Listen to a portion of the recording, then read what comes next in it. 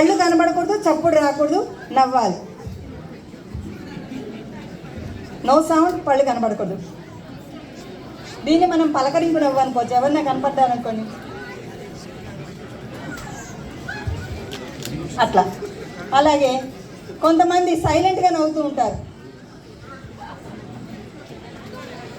అట్లా అన్నమాట. రెండోది హసితం అంటే ఏంటంటే జెంటిల్ స్మైల్, పళ్ళు కనపడాలి కానీ చప్పుడు రాకూడదు.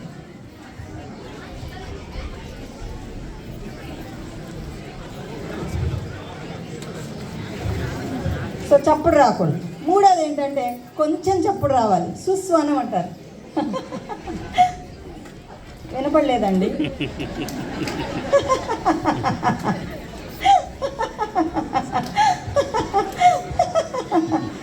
ఇదే ఎగతాళిగా నవ్వే అనుకోండి,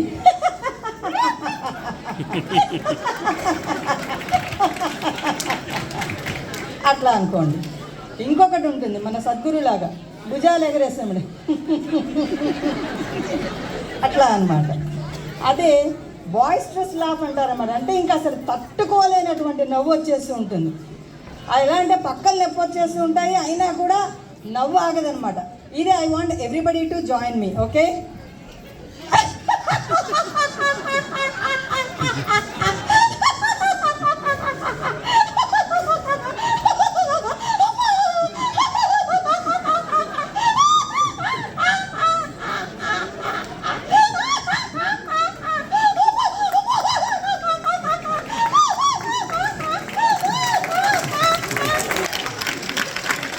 తట్టుకోలేనటువంటి నవ్వు అన్నమాట. కొంతమంది టాపిక్ ఇంకా యూ నెయిల్డ్ ఇట్ మ్యాన్ అన్నట్టుగా అనమాట, ఓకే? ఇంకా మనకు తెలిసినటువంటిది వికటాట్టహాసం. అందులో కూడా రకాలు ఉన్నాయండి.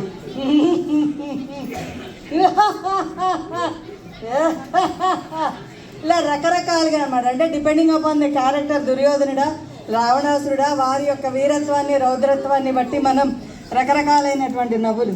అదే విజయవంతమైనటువంటి నవ్వు అనుకోండి, కొంతమంది నవ్వుతారు పెద్ద ఆయనలాగా, సారీ సార్, గుంభనంగా ఉంటుంది అన్నమాట.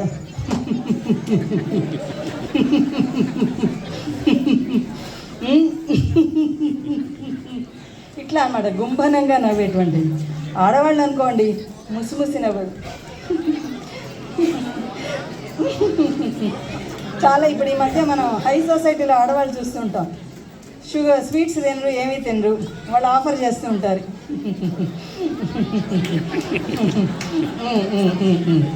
మొగుడు ఎక్కువ మాట్లాడుతూ ఉంటాడు, కంట్రోల్ చేయాలి, ఎందుకంటే ఆయనకి సగం తెలియదు, ఎక్కువ చెప్పేస్తుంటాడు. అదే కదా, అదే అదే అదేనండి, అదే అదే. సో ఇట్లా అన్నమాట. అంటే రకరకాలైనటువంటి నవ్వు మనం చూస్తూ ఉంటాం. అలాగే మన జంతువుల అరుపులు కూడా చూస్తూ ఉంటాం. జంతువు ఏదో మీరు చెప్పాలి. దక్కినవా? ఓకే.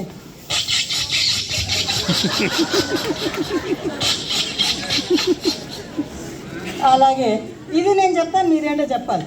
కొంతమంది నవ్వేది బయటకు వస్తుంది కానీ వీళ్ళు లోపలికి నవ్వుతారు. ఎలా అంటే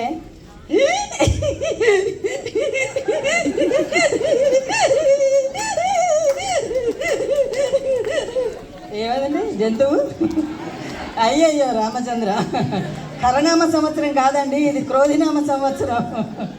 ఓకే. అలాగే ఇంకా తుపాకీ నవ్వు. తుపాకీ నవ్వు అన్న షోడబుడ్డి నవ్వు అన్న ఒకటే అనమాట. కొంతమంది నవ్వుతారనమాట, అది షోడబుడ్డి కొట్టాడో తెలీదు, తుపాకీ పేలిందో తెలియదు అనమాట. కొన్ని ఉంటాయి వాట్సాప్ నవ్వులు, చూద్దామంటే వెనకాల బ్యాక్గ్రౌండ్ నవ్వు వినలేక ఒక మెసేజ్ చూడడం మానేస్తుంటాం. ఇది వర్ష నవ్వు అనమాట. ఎదురుకుండా ఎవడున్నాడు, వాడి మీద పడుతుందా, వాడికి వార్నింగ్ ఇవ్వకుండా నవ్వేస్తూ ఉంటారు అనమాట. ఇంకొన్ని ఉంటాయి దగ్గు నవ్వు అనమాట. అలా దగ్గుతూ ఉంటారు, అయినా సరే నవ్వు ఆపరనమాట. ఇదొక రకమైనటువంటి నవ్వు. ఇంకొన్ని మనం డ్రమాటిక్గా తీసుకుంటే ఏడుపు నవ్వు రెండు కలిపి వస్తూ ఉంటాయి, బాధ నవ్వు రెండు కలిపి అనమాట. ఇంజక్షన్ పుచ్చుకున్నారు, ఓకే డాక్టర్, నర్సు వెళ్తోంది, ఏం చేస్తారు మగవాళ్ళు, to try to control the pain. So ఇది జోక్ కోసం చెప్పానండి. కానీ నాటకీయతలు ఏంటంటే ఓకే అప్పగింతలు చేశారనుకోండి, అమ్మాయిని పంపిస్తూ ఉంటారు, సంతోషంగా ఉండాలి, నవ్వుతూ పంపించాలి, ఏడుస్తూ పంపించకూడదు. అసలు యాక్షన్కి లోపల ఉన్న ఫీలింగ్కి సంబంధం ఉండదన్నమాట. ఇట్లా అనమాట అమ్మాయిని అత్తవారింటికి పంపిస్తారు. అలాగే జనరల్గా మనం కొన్ని సినిమాల్లో చూస్తే ఏంటంటే జమీందారు చేసినటువంటి అరాచకానికి కొడుకు బలైపోయి చచ్చిపోయాడు, శవం అక్కడ ఉంది, ఏమీ చేయలేనటువంటి నిస్సహాయత. ఆ నిస్సహాయకతని నవ్వు రూపంలో చూపిస్తూ కొడుకుని చూసుకుంటూ ఏడ్చేటువంటిది. అంటే నవ్వు ఏడుపు రెండు పక్క పక్కనే ఉంటే ఎలా చేస్తారు అన్నటువంటిది అన్నమాట.